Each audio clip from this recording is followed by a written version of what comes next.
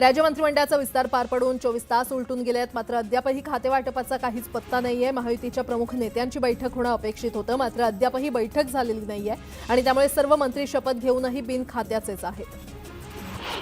मंत्रिपद नाकारल्यानंतर छगन भुजबळ नाराज आहेत। दरम्यान येवला लासलगावला जाऊन लोकांशी आणि कार्यकर्त्यांशी चर्चा करून पुढचा निर्णय ठरवणार असल्याची प्रतिक्रिया त्यांनी दिली आहे। पुन्हा अधिवेशनाला जाणार नसल्याचं देखील ते म्हटले। नाराज असलेले छगन भुजबळ कार्यकर्त्यांचा मेळावा घेणार आहेत। बुधवारी सकाळी 11 वाजता नाशिकमध्ये मेळाव्याचं आयोजन करण्यात आलंय। यावेळी भुजबळ मेळाव्यामध्ये काय बोलणार याकडे लक्ष लागले। शरद पवारांच्या सांगण्यावरून अजित पवारांनी भुजबळांना मंत्रिमंडळातून डावलल्याचा आरोप नवनाथ वाघमारे यांनी केलाय। भुजबळ आणि पडळकरांना कॅबिनेटमध्ये न घेतल्यास स्थानिक स्वराज्य संस्थांच्या निवडणुकीत परिणाम भोगावे लागतील असा इशारा देण्यात आलाय। अखिल भारतीय महात्मा फुले समता परिषदेच्या कार्यकर्त्यांकडून सामूहिक मुंडन करून महायुती सरकारचा निषेध करण्यात आला। छगन भुजबळांना मंत्रिपद नाकारल्यानं भुजबळ समर्थक आक्रमक झाले। मंत्रिमंडळात माझं नाव होतं असं मला सांगण्यात आलं होतं, मात्र दुसऱ्या दिवशी माझं नाव यादीत नव्हतं, त्यामुळे असं काय झालं आणि माझं नाव कुणी कापलं हे मला माहिती नाही असं वक्तव्य सुधीर मुनगंटीवार यांनी केलंय। मंत्रिपदासाठी माझं नाव आहे असं सांगण्यात आलं, मात्र माझं नाव मंत्रिमंडळात नव्हतं। मी दिल्लीमध्ये जात नाही, त्यामुळे माझं नाव कुणी कापलं हे फडणवीस किंवा बावनकुळे सांगतील असं वक्तव्य सुधीर मुनगंटीवारांनी केलंय। सुधीर मुनगंटीवारांनी नाराजीच्या चर्चांवर असलेलं मौन सोडलेलं आहे। मी नाराज नाही, मात्र ज्यांचा मुलगा दुसऱ्या पक्षात जाऊन लढला त्यांना सुद्धा मंत्रिपद दिलं असं म्हणत सुधीर मुनगंटीवार यांनी अप्रत्यक्षरित्या नारायण राणेंवर निशाणा साधलाय। परभणीच्या घटनेच्या निषेधार्थ आज विक्रोळी बंदची हाक देण्यात आली आहे, त्यामुळे कडकडीत बंद पाळण्याचं आवाहन भीमसैनिकांनी सर्व दुकानदारांना केलंय। संतोष देशमुखांच्या हत्या प्रकरणातील मारेकऱ्यांना अटक करून फाशीची शिक्षा द्यावी अशी मागणी बीडचे खासदार बजरंग सोनावणेंनी लोकसभेत केली। बजरंग सोनावणे म्हणाले की बीड जिल्ह्यामध्ये कायदा आणि सुव्यवस्था राहिली नाही।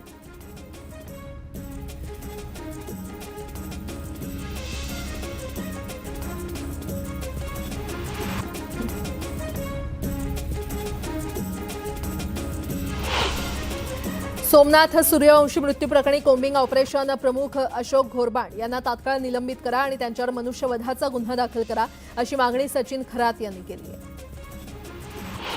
नगरपालिकेकडून अतिक्रमण मोहीम आणखी तीव्र करण्यात येणार आहे। पालिकेकडून अतिक्रमणधारकांना 2 दिवसांचा अल्टिमेटम देण्यात आला होता, मात्र कुणीही याकडे लक्ष न दिल्यानं आता पुन्हा अतिक्रमण मोहीम राबवण्यात येणार आहे।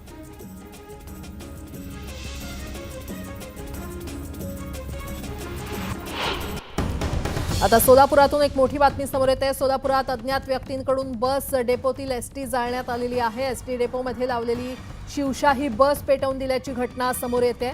परभणी घटनेच्या पार्श्वभूमीवर कालपासून सोलापुरात 3 बसेसच्या काचा फोडल्यात, तर एक बस पेटवल्याचं पाहायला मिळतंय। मध्यरात्री 1 ते 2च्या सुमारास बस पेटवून देण्याची घटना घडली आहे, तर काल सायंकाळच्या सुमारास 3 बसेसच्या काचा देखील फोडण्यात आल्या होत्या।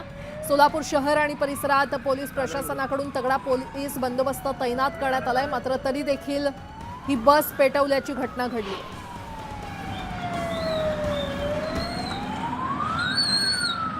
अधिक माहिती देत आहेत आमचे प्रतिनिधी प्रीतम पंडित आपल्यासोबत जोडले गेलेले आहेत। प्रीतम, प्राजक्ता पाहायला गेलं तर परभणी येथील घटनेच्या पार्श्वभूमीवर कालपासूनच निदर्शने आंदोलन सोलापुरात केली जात आहेत। मात्र काल 4 वाजल्यापासून सोलापुरातून ज्या बाहेर निघणाऱ्या गाड्या आहेत त्यामध्ये पाहायला गेलं तर सम्राट चौक असेल किंवा डीमार्ट परिसर असेल या ठिकाणी 2 गाड्या डीमार्ट परिसरात फोडण्यात आल्या, म्हणजे दगडफेक करण्यात आली। तर दुसरीकडे एका गाडीवर सम्राट चौकात एसटीवर दगडफेक करण्यात आलेली होती, त्यामुळे पोलिसांनी त्या ठिकाणी बंदोबस्त लावण्यात आलेला होता। या प्रकरणी पोलीस ठाण्यात गुन्हाही दाखल करण्यात आलेला आहे आणि रात्री अचानकपणे सोलापूर एसटी स्टँडवर जी बस शिवशाही उभा होती ती शिवशाही अज्ञात व्यक्तींकडून पेटवून देण्यात आलेली आहे। त्यामुळे पेटवल्यानंतर जी आग आहे ती विझवण्याचं काम अग्निशामक दलाने केलेलं आहे। असं असलं तरी परभणी घटनेच्या पार्श्वभूमीवर सोलापुरात कुठेतरी आता हिंसक वळण लागताना आपल्याला दिसत आहे। त्यामुळे आता पोलिसांचा सोलापूर जे बस सेवा आहे ती सुरळीत चालू राहावी यासाठी आता मोठा पोलीस बंदोबस्त ठेवण्यात आलेला आहे। त्यामुळे कुठेतरी सोलापुरातील जी बस सेवा आहे ती विस्कळीत करण्याच्या उद्दिष्टाने असेल किंवा कुठेतरी एसटी बस सेवा थांबवण्याच्या उद्दिष्टाने असेल ह्या घटना घडत आहेत का अशी चर्चा सध्या तरी सोलापूर शहरात होताना दिसत आहे। प्रीतम, धन्यवाद या सविस्तर माहितीसाठी। नागपुरात विधिमंडळाचं अधिवेशन सोडून भुजबळ नाशिककडे रवाना झालेत। आज ते कार्यकर्त्यांसोबत संवाद साधणार आहेत, तर ते कार्यकर्त्यांच्या भेटीगाठी देखील घेणार आहेत। कार्यकर्त्यांसोबत संवाद साधून ते कोणता निर्णय घेणार याकडे आता राजकीय वर्तुळाचं लक्ष लागलंय। येवला लासलगावला जाईन, कार्यकर्त्यांना भेटेन, त्यांच्याशी बोलून मग करायचं ते ठरवेन, असं भुजबळ म्हणाले। मंत्रिमंडळातून डावलण्यात आल्यानं भुजबळ नाराज आहेत आणि त्यांची समजूत काढण्याचे प्रयत्न राष्ट्रवादीकडून सुरू आहेत। त्यांना राज्यसभेची ऑफर देण्यात आली आहे, पण भुजबळ राज्यसभेवर जाण्यास तयार नसल्याचं कळतंय।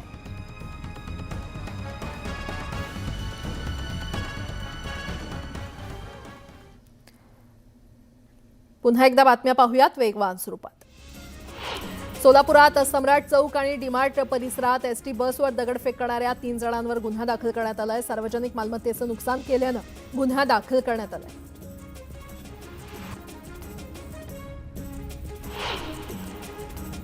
दिंडोरीचे खासदार भास्कर भगरे यांनी लोकसभेत कांद्याच्या विषयाकडे सरकारचं लक्ष वेधलं। कांद्याच्या दरात घसरण होत असल्यानं शेतकरी संकटात सापडलाय, त्यामुळे निर्यात शुल्क रद्द करण्यात यावं अशी मागणी त्यांनी केली आहे।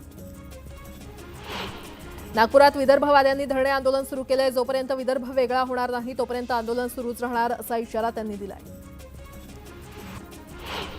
वाढवण बंदर महामार्ग भूसंपादनाच्या कामाला स्थानिकांनी विरोध केलाय। बंदर विरोधात स्थानिक शेतकऱ्यांसह काही संघटना आक्रमक झाल्यात। काम रोखण्याचा प्रयत्न करणाऱ्यांना पोलिसांनी ताब्यात घेतलंय। आजपासून थंडी ओसरणार असून दिवसाला 1 अंशानं कमाल तापमानातही वाढ होणार आहे। डिसेंबर महिन्यात तापमानात कमालीचा चढ उतार पाहायला मिळतोय, तर या आठवड्यात उत्तरेकडील थंडीची लाट आल्यानं थंडीमध्ये कमालीची वाढ झाली आहे। पुणेकर थंडीनं गाठून गेलेत। पुण्यामध्ये यंदाच्या हंगामातील निच्चांकी तापमानाची नोंद करण्यात आली आहे। एनडीएतील तापमान 6 तर शिवाजीनगरमधील तापमानाचा पारा 7 अंशांवर गेलाय।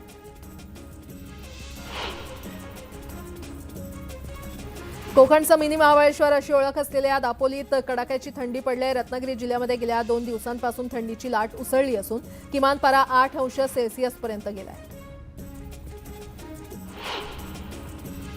मध्य रेल्वेनं नोव्हेंबरमध्ये 13 कोटी 80 लाख प्रवाशांनी प्रवास केलाय आणि त्यात 12 कोटी 20 लाख उपनगरी आणि 1 कोटी 60 लाख मेल एक्सप्रेसनं प्रवास करणाऱ्या प्रवाशांकडून 554 कोटींचा महसूल प्राप्त झालाय।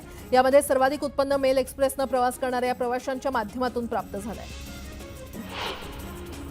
सध्या मुंबई शहरांकडे मोठ्या प्रमाणात स्थलांतर सुरू आहे, त्यातून शहरांवर येणाऱ्या ताणाचं विविध स्तरावर नियोजन करण्याचे प्रयत्न होत आहेत। आता याच विषयावर सर जे वास्तुकला महाविद्यालयामध्ये मास्टर इन मेट्रोपॉलिटन आर्किटेक्चर हा अभ्यासक्रम येत्या शैक्षणिक वर्षापासून सुरू होणार आहे।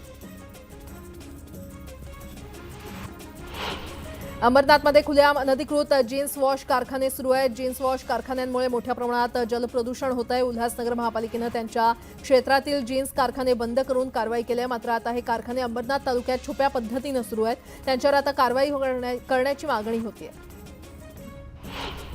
सागरी किनारपट्टीवर सोसाट्याचा वारा वाहत असल्यानं खोल समुद्रात मासेमारी करणं धोक्याचं झालंय। मतलई वाऱ्यामुळे खोल समुद्रातील मासेमारी सुमारे 50% बंद ठेवली आहे। वातावरणाच्या बदलामुळे पाण्याचा अंतर्गत प्रवाह बदलल्यानं कमी प्रमाणात मासळी मिळते, मात्र मिळणारी मासळी कमी प्रतीची मिळत असल्यानं आर्थिक गणितही कोलमडलंय। नाशिकमधील बाजार समित्यांमध्ये कांद्याच्या दरात मोठी घसरण झाली आहे। लासलगाव बाजार समितीमध्ये लाल कांदा म्हणजे खरीप हंगामात निघालेला कांदा सरासरी 3000 ते 3500 रुपये क्विंटल दरानं विकला जातोय। सोमवारी कांद्याचे भाव हे 1200 ते 1600 रुपये किलो प्रति क्विंटलद्वारे खाली आलेले आहेत। शासनाच्या एमएसपी दरानं धानाची विक्री करण्यासाठी शेतकऱ्यांना नोंदणी करण्यासाठी मुदतवाढ देण्यात आलेली आहे। आता शेतकऱ्यांना 31 डिसेंबर 2024 पर्यंत नोंदणी करता येणार आहे। 15 डिसेंबर 2024 अखेर देशभरातील 472 साखर कारखान्यातून ऊस गाळप आणि साखर उत्पादन वेगानं सुरू असून त्यातून 720 लाख टन ऊसाचं गाळप झालंय। सरासरी 8.50% उतार्यासह एकूण साखर उत्पादन 61 लाख टन इतकं झालेलं आहे।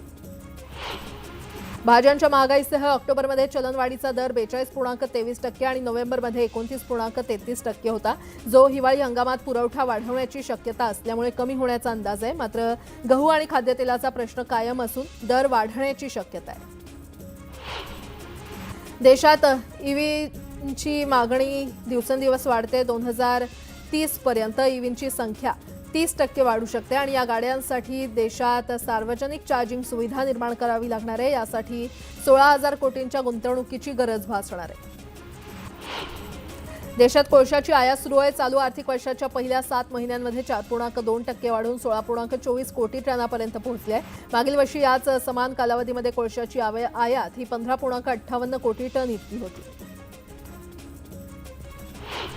पश्चिम महाराष्ट्रात केशर आंब्याचं मोठं क्षेत्र असून आंबा उत्पादनातून शेतकऱ्यांना भरघोस उत्पादन मिळावं तर उत्पादनात वाढ कशी करता येईल या हेतून केशर आंबा कार्यशाळेचं आयोजन करण्यात आलं होतं. यावेळी आंबा उत्पादक शेतकरी मोठ्या संख्येनं उपस्थित होते.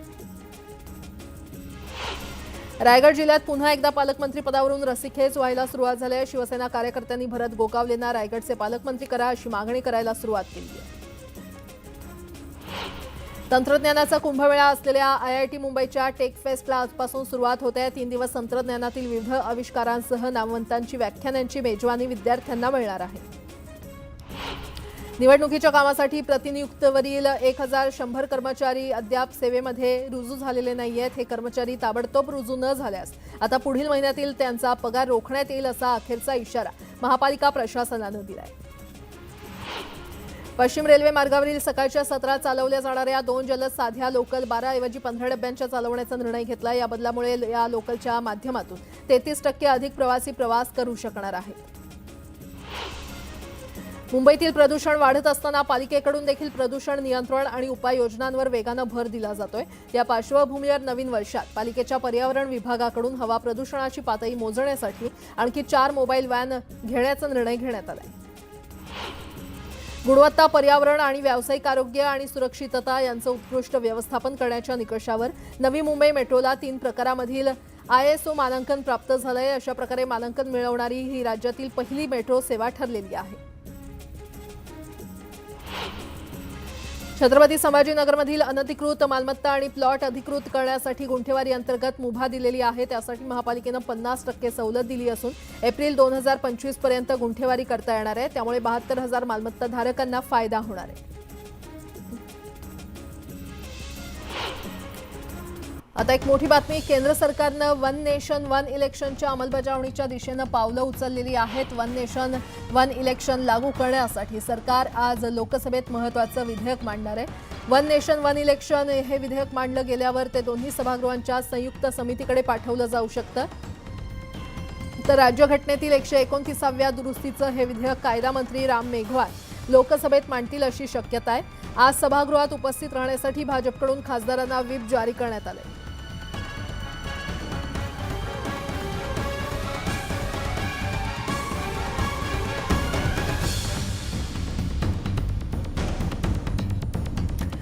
आणखी एक मोठी बातमी. विधिमंडळाच्या हिवाळी अधिवेशनाचा आज दुसरा दिवस आहे आणि दुसरा दिवस बीडमधील सरपंच हत्या आणि परभणीतील संविधानाच्या प्रतीच्या विटंबनेनंतर उसळलेला हिंसाचार आणि सोमनाथ सूर्यवंशी या युवकाच्या कोठडीतील मृत्यू प्रकरणावरून गाजण्याची चिन्ह आहेत. या दोन्ही विषयांवर चर्चा करण्याची मागणी विरोधकांनी केली आहे. तर सरकार या दोन्ही मुद्द्यांवर चर्चा करण्यास तयार असल्याचं मुख्यमंत्री फडणवीसांनी यापूर्वीच स्पष्ट केलंय.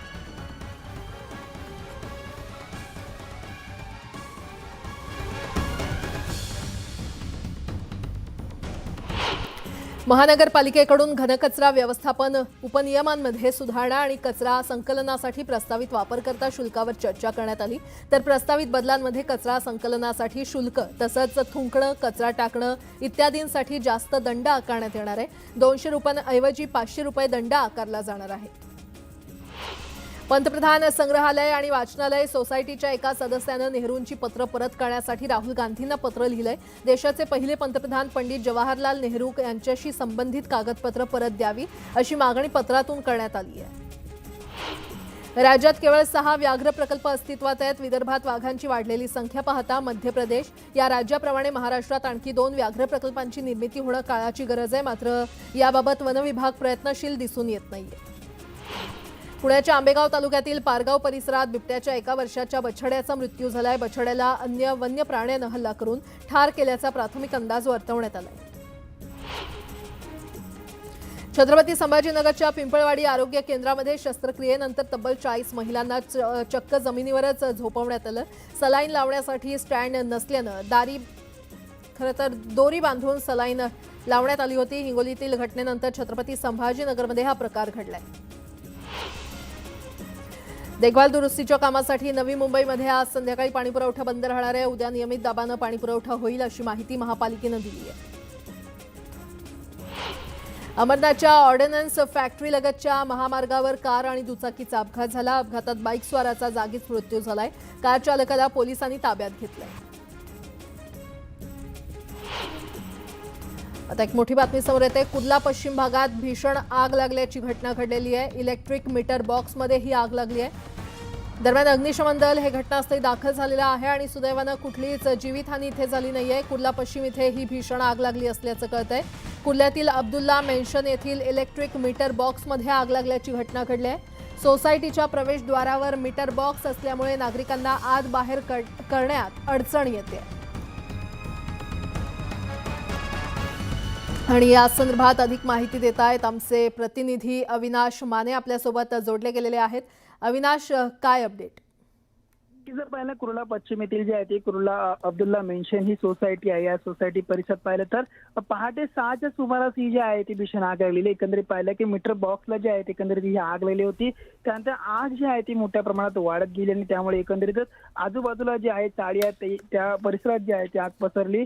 घटनास्थळी अग्निशमन दल पोहोचले आणि तात्काळ जर पाहिलं तर ज्या घरामध्ये गॅस सिलेंडर आहे ते तात्काळ बाहेर काढण्यात आलेले आहे आणि पाहिलं तर ह्यामध्ये कुठलीही प्रकारची जीवितहानी झाली नसून मात्र त्या ठिकाणी असलेल्या घरांचं जे आहे ते मोठ्या प्रमाणात जे आहे ते नुकसान झालेलं आहे. सध्या जर पाहिलं आता कुलिंगचं काम जे आहे ते अग्निशमन दलाकडून सुरू असल्याचं पाहायला मिळत आहे. बरं अविनाश, धन्यवाद.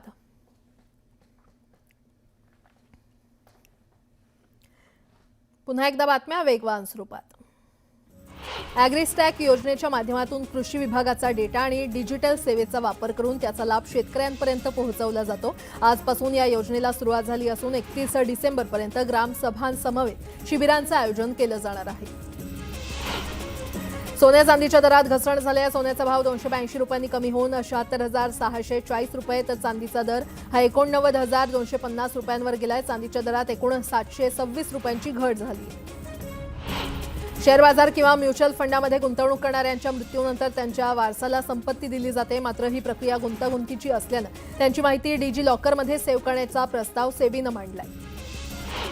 जाड धातूपासून बनवलेली 5 रुपयांची नाणी बाजारातून हळूहळू काढून टाकण्याचा निर्णय घेण्यात आलाय. ही नाणी ब्लेड बनवण्यासाठी वापरली जात असल्याचं समोर आलंय. एका नाण्यापासून 4 ते 5 ब्लेड बनवता येतात. त्यामुळे सरकारला आर्थिक फटका बसतोय. नवीन वर्षापासून जुन्या वाहनांच्या किमतीमध्ये वाढ होण्याची शक्यता आहे. या जुन्या वाहनांच्या विक्रीवर 18% जीएसटी वाढवला जाण्याची शक्यता आहे. रावेरमध्ये मागील 186 वर्षांपासून दत्त जयंतीनिमित्त रथोत्सवाचं आयोजन केलं जातं. यावर्षी रथ ओढण्याचा मान महिलांना देण्यात आलाय. यावेळी रथावर रेवड्यांची उधळण करत दिगंबरा दिगंबरा श्रीपाद वल्लभ दिगंबराचा जयघोष करण्यात आला. शिवाजीनगर हिंजवडी या शहरातील 3ऱ्या मेट्रो मार्गाच्या स्थानकाचं काम प्रगतीपथावर आहे. एकूण 23 किलोमीटर अंतराचं मेट्रो मार्गाचं काम पूर्णत्वाकडे आलंय. या मेट्रोमुळे हिंजवडी आयटी हबमध्ये काम करणाऱ्या काही लाख कर्मचाऱ्यांचा रस्त्यावरून प्रवास करताना होणारा त्रास वाचणार आहे. शिधापत्रिकेमध्ये तुमच्या घरातील कुटुंबातील कोणत्याही सदस्याचं नाव अजूनही जोडलं गेलं नाहीये तर काळजी करण्याची गरज नाहीये. कारण तुम्ही घर बसल्या सदस्याचं नाव ऑनलाईन पद्धतीनं शिधापत्रिकेमध्ये जोडू शकणार आहात. त्यामुळे सर्वसामान्यांना दिलासा मिळणार आहे. इंदूर शहरामध्ये प्रशासनाकडून एक मोठी घोषणा करण्यात आली आहे. 1 जानेवारी 2025 पासून इंदूरमध्ये भिकाऱ्यांना भिक्षा देणाऱ्या लोकांवर देखील FIR दाखल केला जाणार आहे. इंदूरला भिकारीमुक्त करण्याचं उद्दिष्ट साध्य करण्याच्या प्रयत्नांचा हा एक भाग म्हणून प्रशासनानं निर्णय घेतलाय. मध्य रेल्वेनं यंदाच्या आर्थिक वर्षात नोव्हेंबर 2024 पर्यंत प्रवासी वाहतूक भाड्यातून उल्लेखनीय कमाई केली आहे. मध्य रेल्वेनं प्रवासी भाड्यातून नोव्हेंबर 2024 पर्यंत 4,966 कोटी रुपये उत्पन्न मिळवले. पैठण येथील नाथसागर धरणातून शेतकऱ्यांच्या रब्बी पिकासाठी उजव्या कालव्यात पाण्याचा विसर्ग सोडण्यात आलेला आहे. चालू हंगामातील शेतकऱ्यांच्या रब्बी पिकासाठी डावा कालव्यात 2,000 क्युसेक पाण्याचा विसर्ग पाटबंधारे विभागानं सुरू केलाय.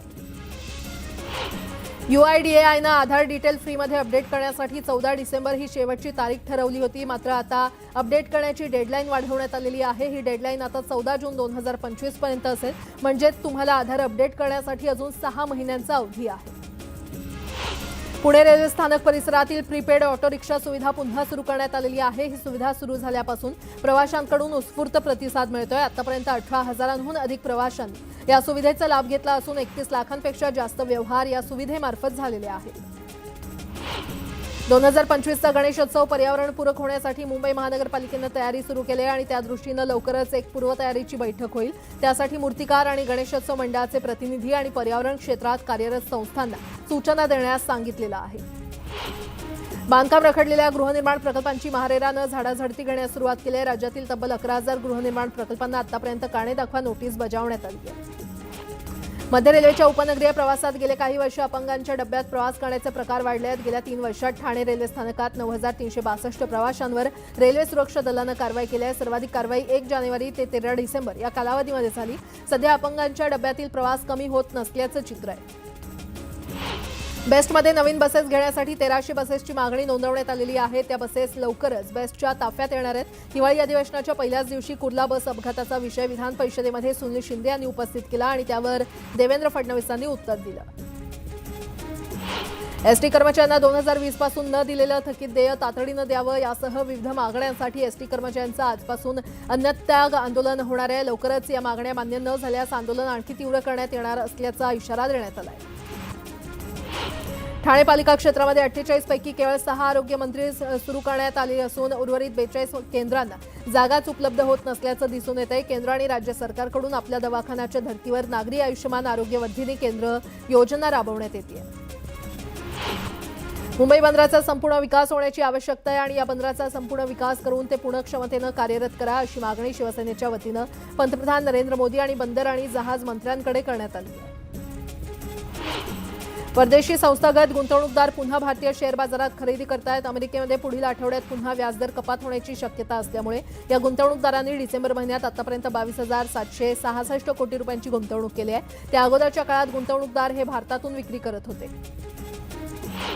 नंदुरबारमधील सारंगखेडा यात्रेला सुरुवात झाली आहे। यात्रेच्या दुसऱ्याच दिवशी घोडे बाजारानं 50 लाखांचा टप्पा पार केलाय। रविवारी तब्बल 74 घोड्यांची विक्री झाली तर सोमवारी एकूण 137 घोड्यांची विक्री झाली आहे।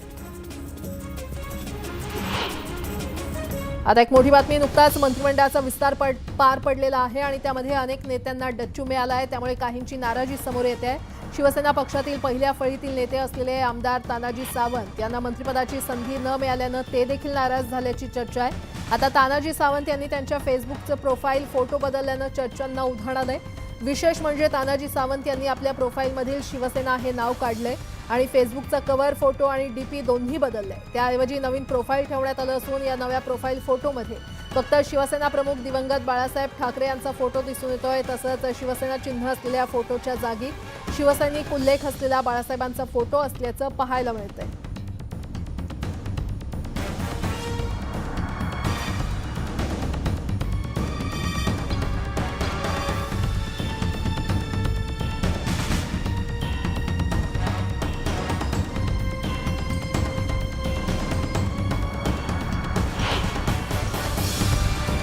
मराठा आंदोलक मनोज जरांगे पाटील आज सामूहिक आमरण उपोषणाची तारीख जाहीर करणार आहेत। ज्यांना स्वतःच्या मनानं सामूहिक आमरण उपोषणाला बसायचंय त्यांनाच उपोषणाला बसवलं जाईल असं देखील मनोज जरांगे यांनी सांगितलंय।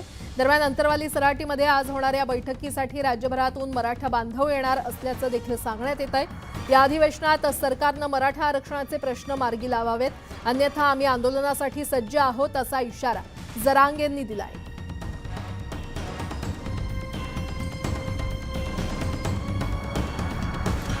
पुन्हा एकदा बातम्या पाहणार आहोत वेगवान स्वरूपात। आपला परिसर अस्वच्छ करणाऱ्यांवर महापालिकेनं कारवाईचा बडगा उगारण्यास सुरुवात केली आहे। गेल्या महिन्याभरातच अस्वच्छता पसरवणाऱ्यांकडून तब्बल 25 लाख रुपयांची दंडवसुली करण्यात आली आहे। चायनीज फॅक्टरीमध्ये काम करणाऱ्या एका कर्मचाऱ्याचा दुर्दैवी मृत्यू झालाय। चायनीज पकोड्याच्या ग्राइंडरमध्ये अडकल्यानं कर्मचारी मशीनमध्ये ओढला गेला। या अपघातात तरुणाचा जागीच मृत्यू झालाय। दरम्यान दादर पोलिसांनी फॅक्टरीच्या मालकावर गुन्हा दाखल केलाय। माहीम दर्ग्याच्या उरुसच्या निमित्तानं मुंबई पोलिसांकडून मखदूम शाह बाबाच्या दर्ग्यावर उरुसची पहिली चादर चढवण्याचा मान पूर्ण करण्यात आला। 10 दिवस हा उरुस साजरा केला जाणार आहे। रत्नागिरीच्या जयगड कंपनीतील वायुगळतीला 5 दिवसानंतरही त्रास जाणवतोय। बाधित झालेल्या मुलांना पुन्हा एकदा उलट्यांचा त्रास झालाय। 19 मुलांवर रुग्णालयामध्ये पुन्हा उपचार सुरू असून आकडा वाढण्याची शक्यता आहे। बुलढाण्यामध्ये गेल्या 5 ते 6 दिवसांपासून अचानक थंडी वाढली आहे। त्यामुळे नागरिकांना घराबाहेर पडणं देखील मुश्किल झालंय। तर दुसरीकडे नागरिकांनी शेकोट्या पेटवायला सुरुवात केली आहे। मुंबईच्या किमान तापमानात घट झाल्यानं प्रदूषणात वाढ झाली आहे. शिवाजीनगर, गोवंडी आणि मालाडमधील AQI वाईट तर नेवी नगर, कुलाबामधील हवा अतिवाईट श्रेणीमध्ये नोंदली गेली आहे. एसटी महामंडळाला यंदाच्या वर्षातील सर्वाधिक उत्पन्न नोव्हेंबर महिन्यामध्ये मिळालं आणि या महिन्यात एसटीनं दररोज सरासरी 60 लाख प्रवाशांची वाहतूक करून सुमारे 31.36 कोटी रुपये उत्पन्न प्रतिदिन प्राप्त केलंय. राष्ट्रपती द्रौपदी मुर्मू आजपासून आंध्र प्रदेश आणि तेलंगणाच्या 5 दिवसांच्या दौऱ्यावर जाणार आहे. 17 ते 21 डिसेंबर या कालावधीमध्ये राष्ट्रपती द्रौपदी मुर्मू निलयम आणि बोलारम तसंच सिकंदराबाद इथे मुक्काम करतील अशी माहिती आहे. हिमाचल प्रदेशची राजधानी शिमला इथे यंदाच्या हंगामातील पहिली बर्फवृष्टी झाली आहे. या बर्फवृष्टीनंतर आता पर्यटक इथे आईस स्केटिंगचा आनंद लुटतायत. 104 वर्ष जुन्या आईस स्केटिंग रिंगवर स्केट करण्यासाठी पर्यटक गर्दी करतायत. दिल्लीतील प्रदूषणाची पातळी पुन्हा एकदा धोकादायक झाली आहे. ही स्थिती पाहता ग्रॅफ 4 लागू करण्यात आलेला आहे. एअर क्वालिटी इंडेक्स 400 म्हणजेच गंभीर श्रेणीमध्ये आल्यानंतर हा निर्णय घेण्यात आलाय. यूपीतल्या संबलमध्ये 46 वर्ष जुनं शिवमंदिर उघडण्यात आलं. या प्राचीन मंदिरात खोदकाम करण्यात आलंय.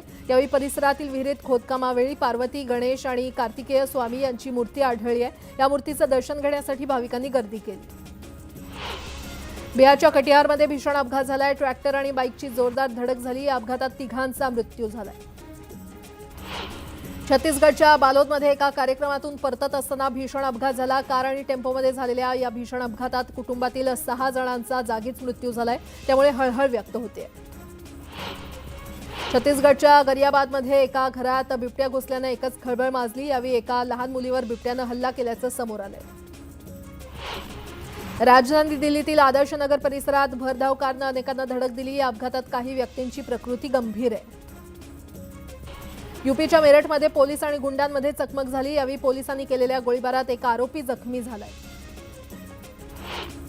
पाण्यानं भरलेल्या बादलीमध्ये पडून 1 वर्षाच्या मुलीचा जागीच मृत्यू झालाय. यूपीच्या बदोही इथे ही धक्कादायक घटना घडली आहे.